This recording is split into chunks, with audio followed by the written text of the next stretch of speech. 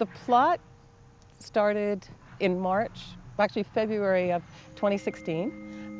It was an art food project started by Don and Coralie Leger. It's not allotment gardens, it's a sharing garden that you don't have to have membership for, and you don't have ownership, specific personal ownership, but it's a collective community ownership. Anybody can come in and work in it, and anybody can harvest, and you can't steal the food because the food's free. So that was part of the premise. And then people just started showing up. You know, we had maybe a dozen people to begin with that were invited in, and then community would walk by and someone would stop by and say, oh, I work out on Sundays, but I'll come here instead. And pretty soon we just had more and more people coming in and joining. It just evolved. We started having Sunday potlucks, and people from the whole community would get together, and it was amazing to see the intercultural, intergenerational kinds of gatherings.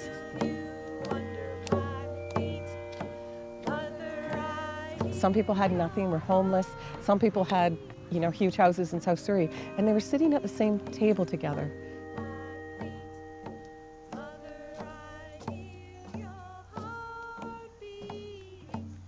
Somehow outside people feel way more comfortable than they do in an indoor space. I've seen people meeting, you know, that somebody's picking beans and all of a sudden they've met their Italian neighbor they didn't even know existed, you know? They go off in Italian and they're very excited, and I've seen people from the community exchanging recipes from different cultures and coming together in that way.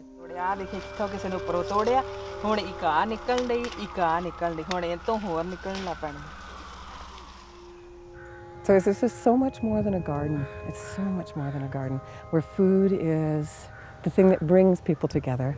It's common to all people, something we all need, and it inspires people. It gives them something to connect over.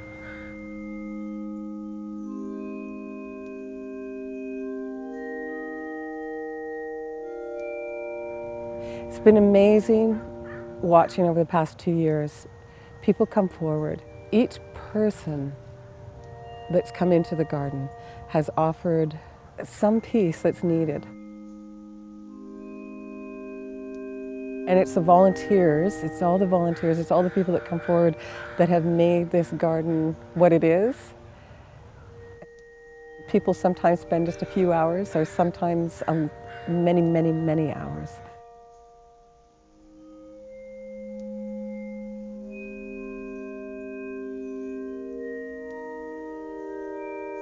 Some of the volunteers come from a very cultivated background. Some of them that come forth and volunteer have a lot of personal challenges, have perhaps even challenges with substance abuse, alcoholism. And